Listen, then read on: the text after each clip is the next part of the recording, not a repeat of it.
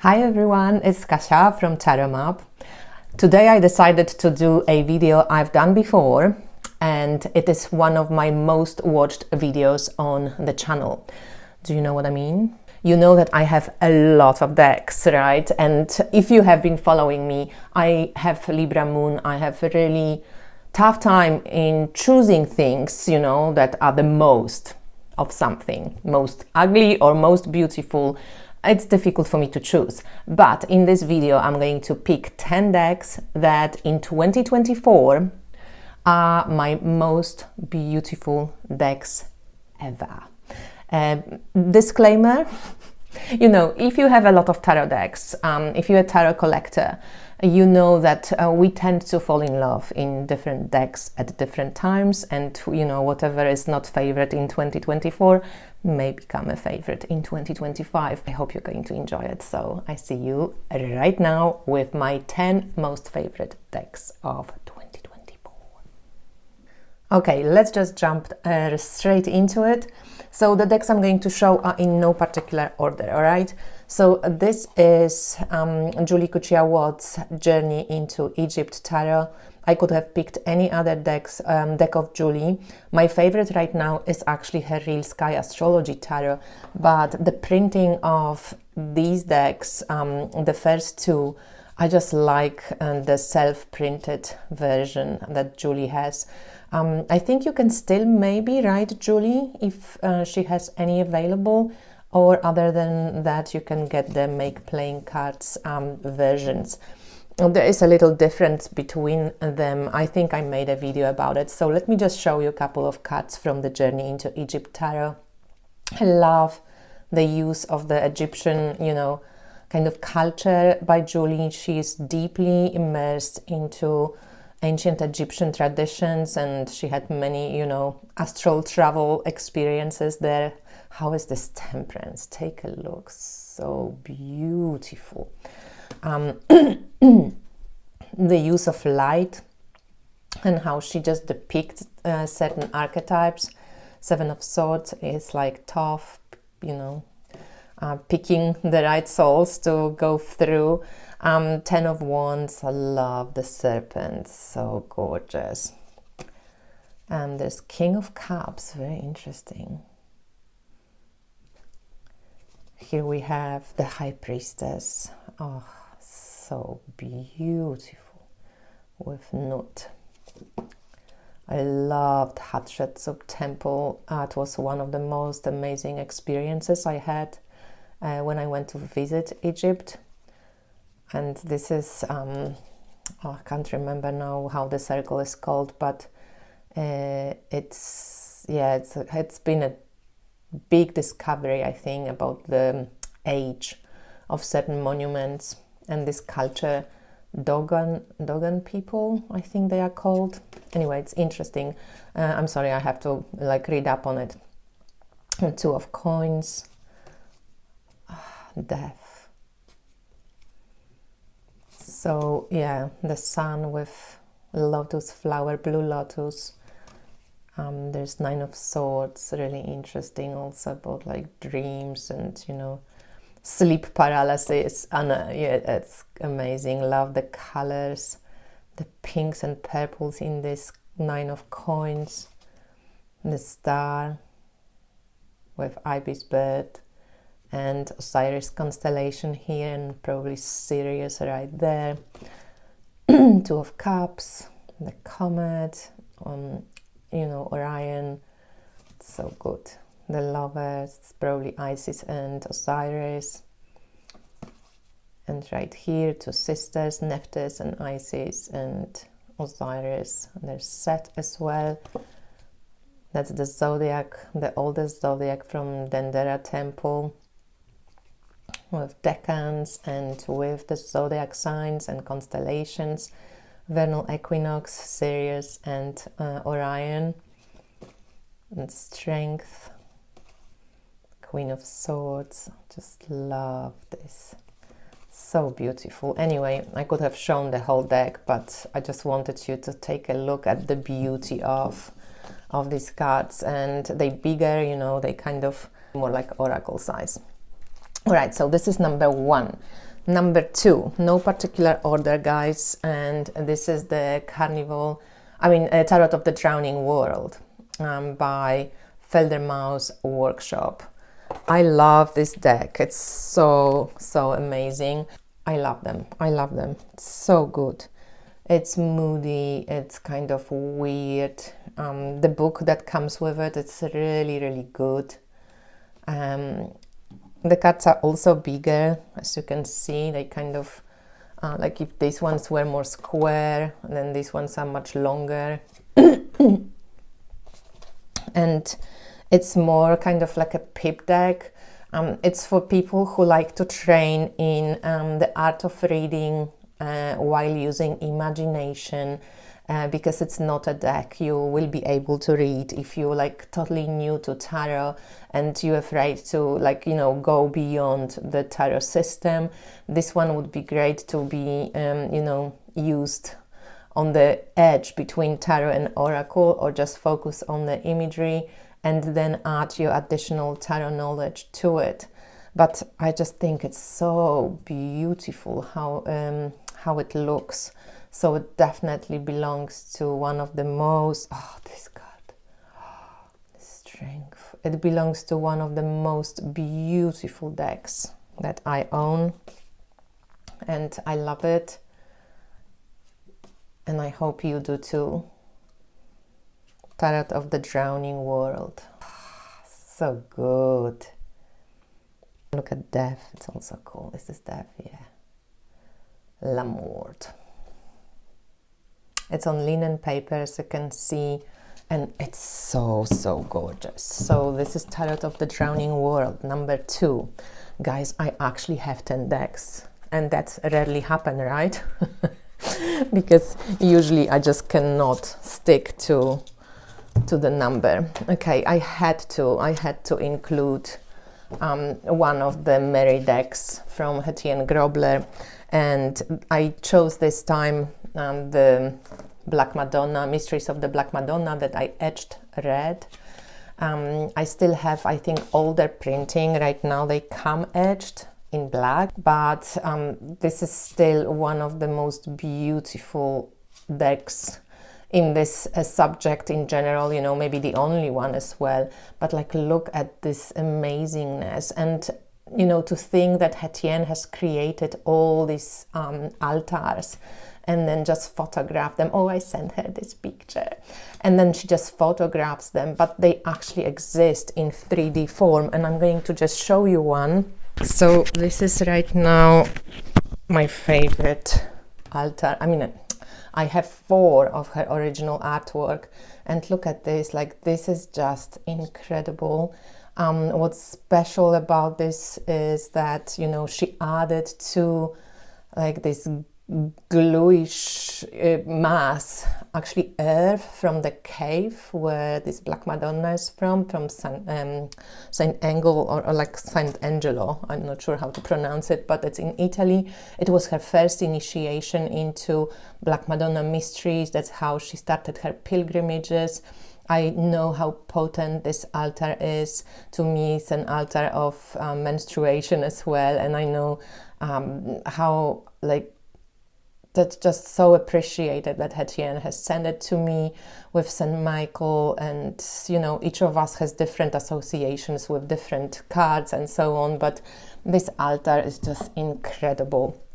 So I'm totally in love with this deck. These are the backs, and I think it's just like, yeah, incredible how much work it takes to create, you know, 78 of those altars with like all this amazing detailing.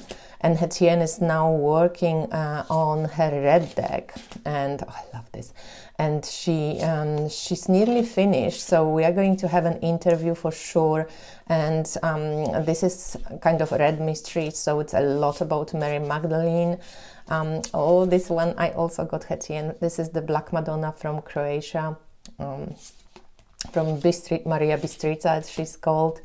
This is so gorgeous. So yeah, you know, there is just incredible detailing. I also have this altar in original, the star altar. Oh, this is, you know, I think in a way stars were my word for 2024, and this is going to be probably my word for 2025, because I'm just so passionate about stars and real sky, and just learning a lot about constellations and how we can read the sky as a map.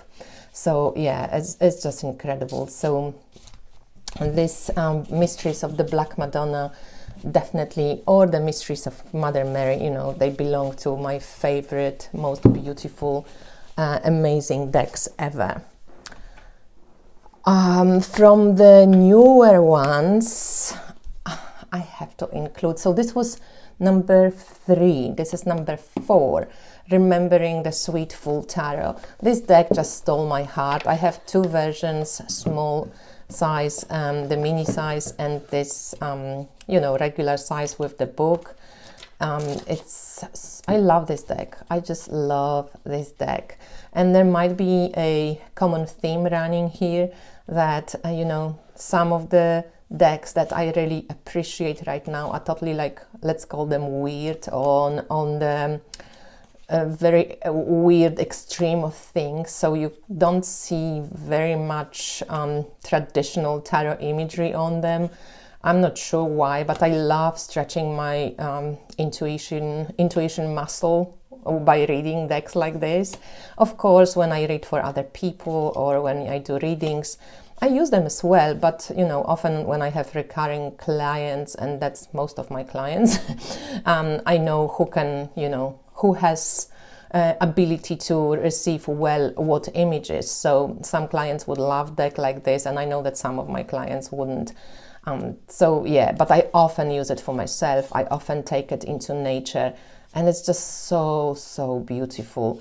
It reads for me so well as well. It has a quiet voice, but quite a strong voice. Not, you know, not your kind of narrow one, like narrow like this image. It's really beautiful. I love this deck. And so from Trisha, I also love her oracle decks. I think whatever she puts out has really good energy. Yeah, if you like this type of decks and you actually can use them, then I highly recommend it. Number 5, I had to add Crimson Asteria Tarot. Oof, this deck, I don't know, it's an experience. So the box, the coloring, the feel of the cards. I just wish the book was edited well. It's not formatted properly, but the book itself, it's really good. The backs of the cards, the extra cards. This is the red deck. Look at this beauty. It's so good. I love this deck. I love this deck. I love reading with it for myself. I love using it for dark feminine deck, readings. I use it often.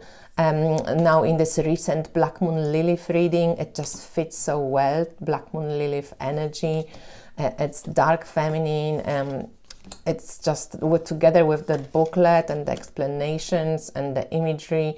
You know, she looks like Lilith. There's a lot of Lilith energy. And look at this Queen of Swords. So gorgeous with this butterfly. I rarely pull her. Melusine. So there is extra cards here as well. For example, Melusine or Sol and Luna. There is Medusa card, which is incredible.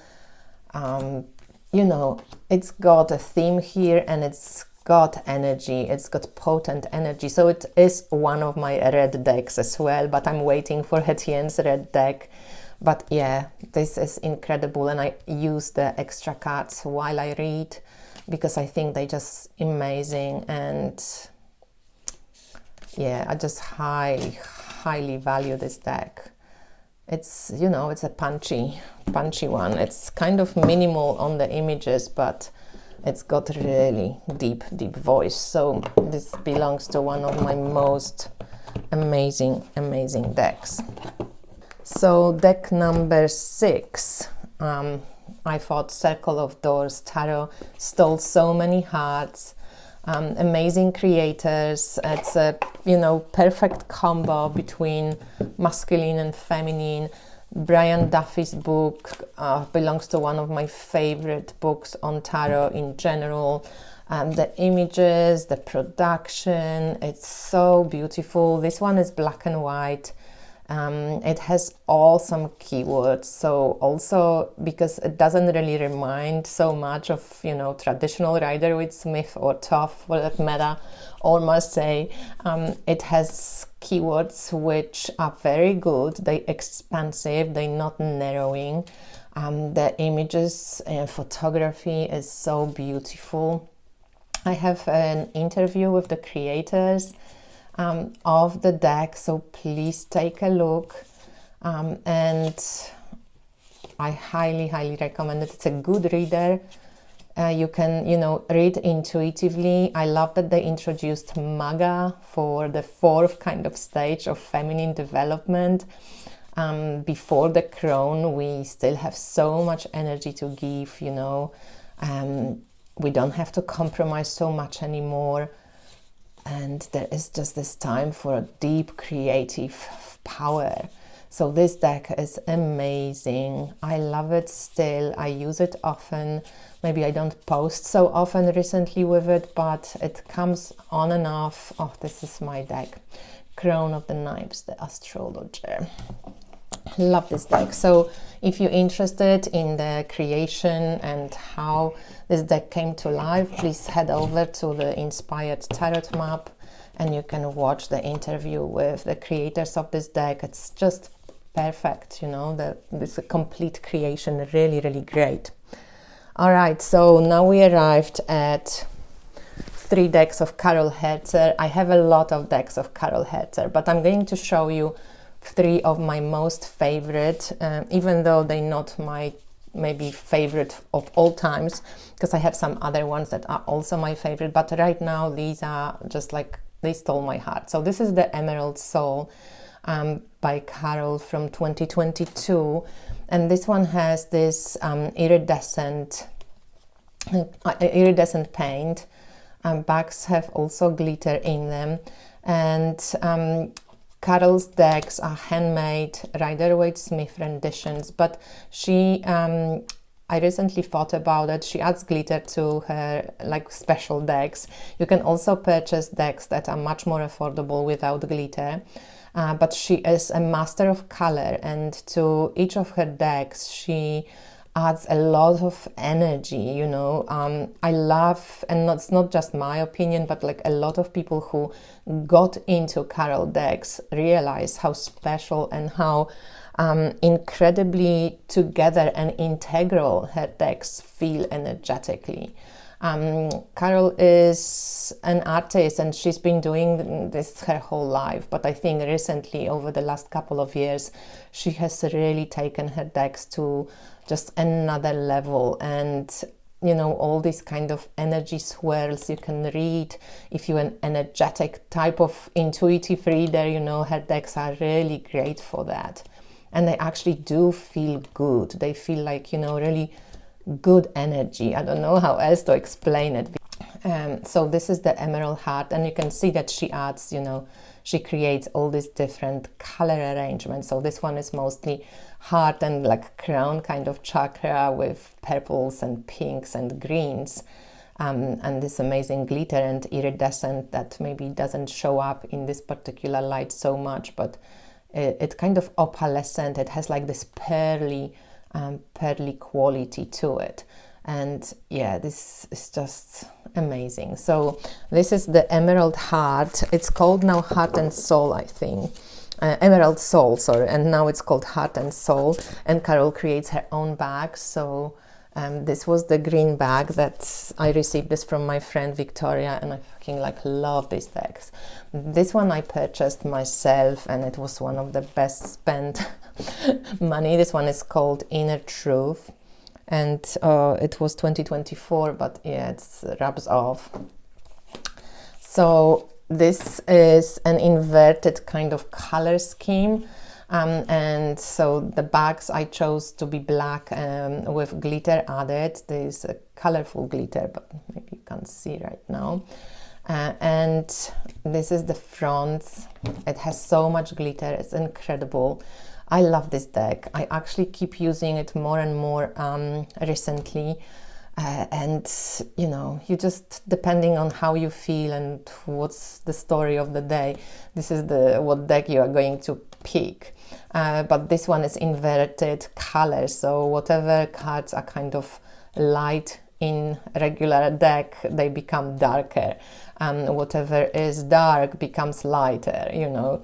So it's just interesting. So Hermes, look how beautiful, and there's all this different color glitter, and any archetype in Carol's deck is just stunning. So this is 5 of coins, and you know, everything is beautiful. It sparkles, it's special. Look at this page of cups. I love it.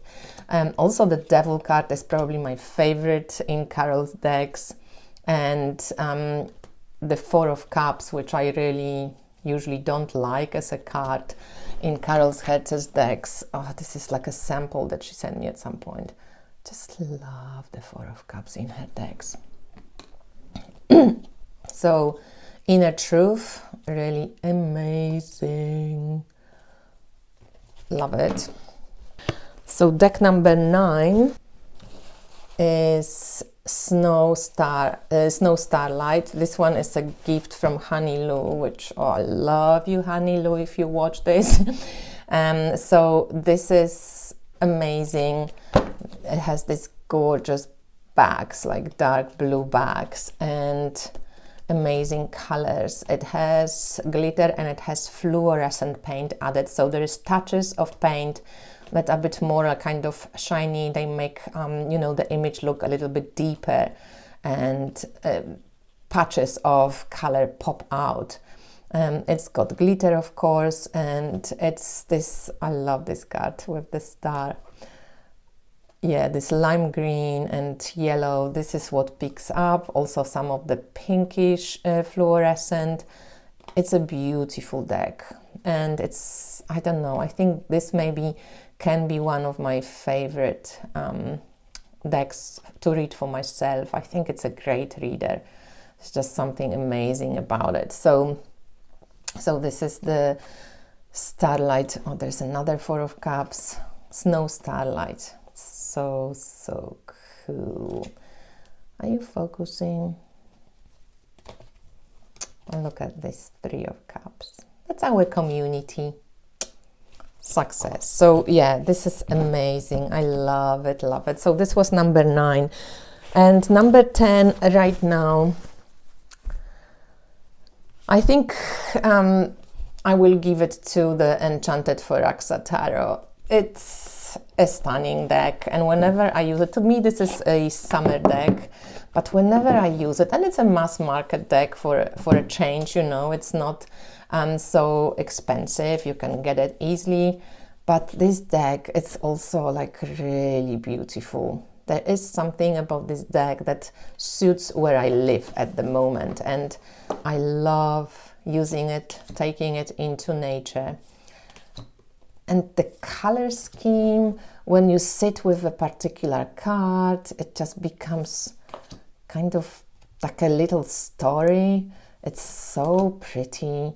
It gets this magical feeling when you use it. I love using the booklet with it because it has like just some really interesting take on the cards. Justice, like one of the most beautiful Justice cards ever. And I'm number 8 numerologically, so Justice and Strength are my cards. And this Justice is just so cool because usually Justice just tends to be a bit boring, really. Look at this Judgment. So amazing. Look at this. Wow. Yeah. So this is the Enchanted for Raxa Tarot. Really, really cool. Great storyteller. Great for practicing, you know, telling stories and learning how to use words to describe cards. Very intuitive and really lovely if you want to work with nature spirits. I love this deck. This one and Tarot of the She, I think, are my favorites for for this type of work. So MJ Coulinet, the Enchanted Firaxa Tarot, very, very cool. There is one deck that I just want to show you because I've pulled it recently. Oh, there would be two, because I could also talk about Tildwick Tarot, but I just want to show you this one, this Tuatha de Danann. I know that there was a lot of, like, I was just a little pissed off with the quality of the deck, but nevertheless, the artwork itself, it's so cool. I recently was playing with it a bit. This is the deluxe version. I think it's on Make Playing Cards or on Printer Studio, one of those. And it's by Aline White Swan. She is an artist, and she has a very, I think the deck is not called Tuatha de Danann anymore, because I think there was some, you know, scandal story that the name doesn't fit the culture. I'm not sure. I'm not really, I don't know these things deeply. I'm not familiar with every culture on earth. I just liked the images a lot, and I thought that for me personally, it wasn't so much about Arthur's Grail or Tuatha de Danann, the Irish mythology, but I loved all the Mary additions. That was during the time when I was deeply embedded with Mary work and with Divine Feminine, and this deck just like fell right in with some of the sites, you know, with Solomon and Sheba, and there's a lot of this Christian kind of moments where, like, you know, I just loved it for that. So I just think some of the artwork is this deck is so cool, gorgeous, and I just love her art style. And it's, you know, it's not everybody's cup of tea, but there is just something beautiful about it. And I'm not sure if she still sells it, but I love her faces. Yeah, it's really cool. Very specific deck, you know, I'm not using it very often, but I'm glad I have it. And I'm glad that Aline White Swan has created it. All right, guys, so that's it. Let me know which one of my favorite is your favorite. I'm probably going to change the list at some point, but this is my 10 most beautiful decks as of 2024. Thanks for watching. Bye.